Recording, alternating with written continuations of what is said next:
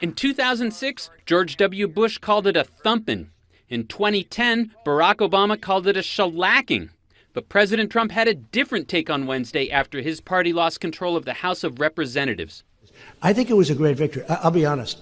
I think it was a great victory. I'm Andy Sullivan in Washington, where Trump is avoiding the usual show of humility that's expected from presidents when the opposition wins the House. Instead, he's claiming vindication, taking credit for his party's gains in the Senate and trashing Republican candidates who tried to distance themselves from him. And you had some that decided to, let's stay away. Let's stay away. They did very poorly.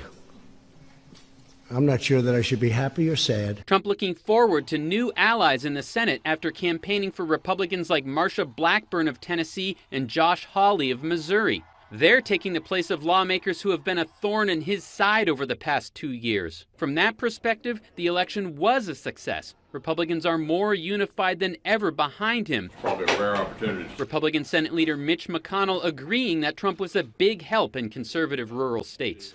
He worked very hard and drew large crowds, and I think it clearly had a positive impact on the outcome. Trump says he's willing to work with Democrats on infrastructure and prescription drug prices, but not if they start issuing subpoenas.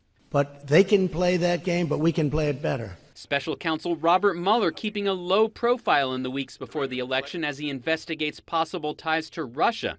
Many, many millions of dollars has been spent, and there's no collusion. He's already won guilty pleas from several top aides, getting closer to the president. I'm fighting back for the people of this country. Republican voters were willing to overlook flaws in candidates who embraced Trump. Duncan Hunter in California and Chris Collins of New York, both reelected to Congress, even though they're both facing criminal charges.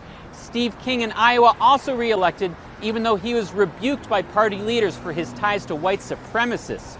The Republican Party, now more than ever the party of Trump, the battle lines clearly drawn ahead of what is sure to be a difficult 2 years in Washington.